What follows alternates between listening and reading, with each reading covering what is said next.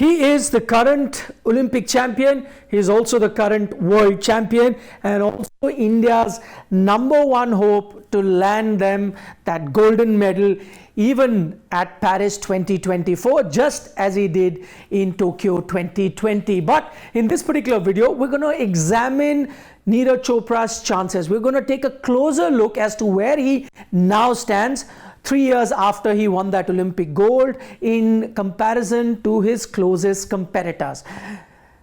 Let's take a look at all of them one by one. And first thing that we're going to focus on is the best performance ever. So in terms of the field that he's going to come across here in Paris, where does Neeraj Chopra stand in the all-time list? And that doesn't make for great reading if you take a look at that. His all-time best throw is at number 5 at 89.94. Remember, he's yet to breach that 90-meter mark. But on this list, you take a look at the other competitors: Anderson Peters from Grenada, Jakub Vadlec from the Czech Republic, Max Denij, a youngster from Germany, Arshad Nadeem from Pakistan. All of them have thrown the javelin little further in their career compared to Neeraj Chopra. And it's not that I'm looking back many years ago. You take a look at these personal bests. Most of these personal bests have only come 2 years ago. That means it's a recent phenomena, recent result. And in case of young Max, it's come this year. So even if you were to look at it, not all time, as in it's not 8 years, 10 years ago that I'm looking at, very recent results, even there Neeraj Chopra is at number 5, yet he is the favorite. Why is he still the favorite even though his best is far behind some of these javelin throwers? We'll get into that as we go along. Now let's take a look at the most recent results. We showed you the best results 2022.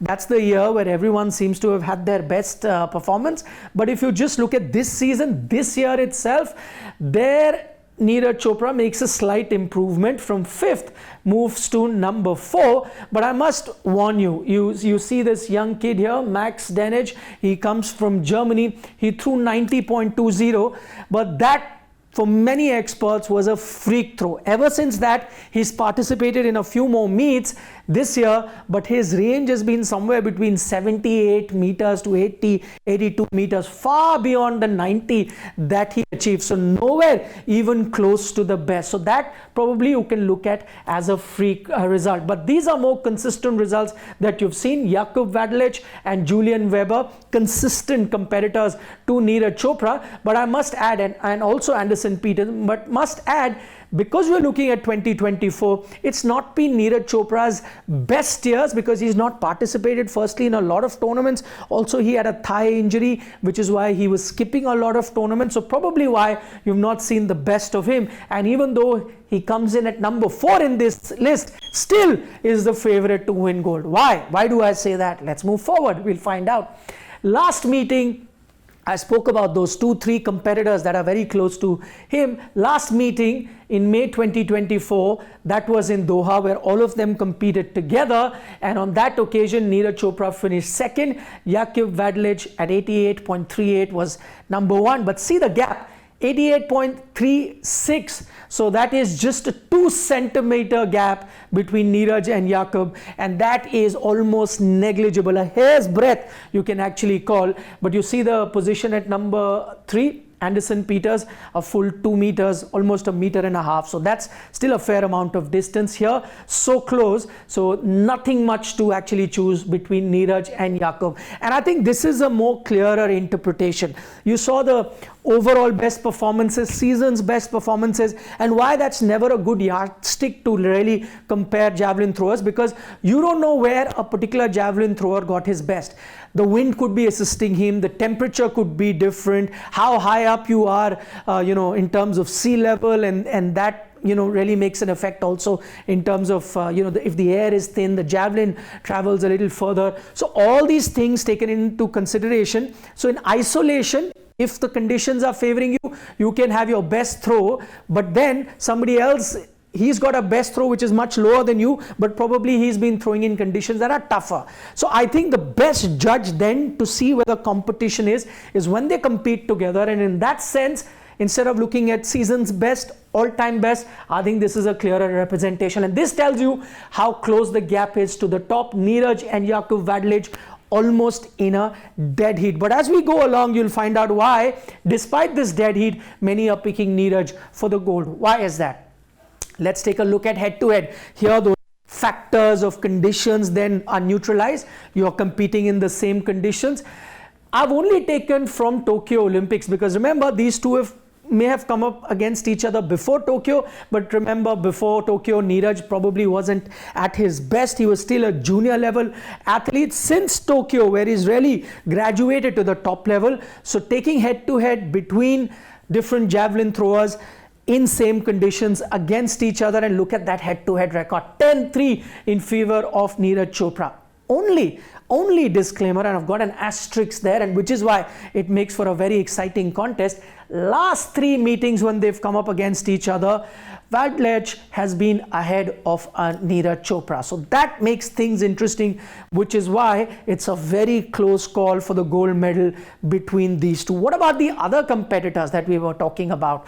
There's Anderson Peters from Grenada.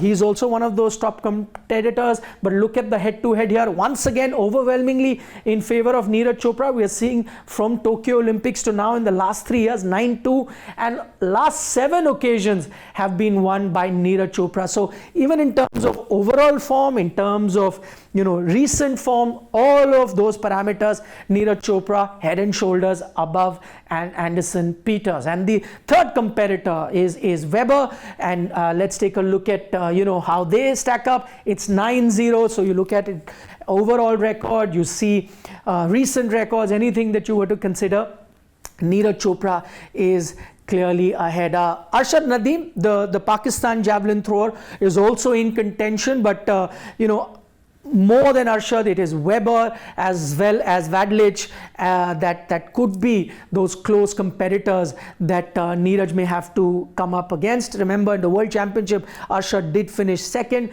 but since then hasn't really been on top of the game, hasn't also participated in a lot of meets. So there are going to be these 3-4 competitors, but if you look at these analysis up close, it does seem to be a close and a direct fight between the Czech javelin thrower and the Indian javelin thrower. I think it will all boil down to on the day. It is 8th of August, so mark that in your calendars, the final of the javelin event.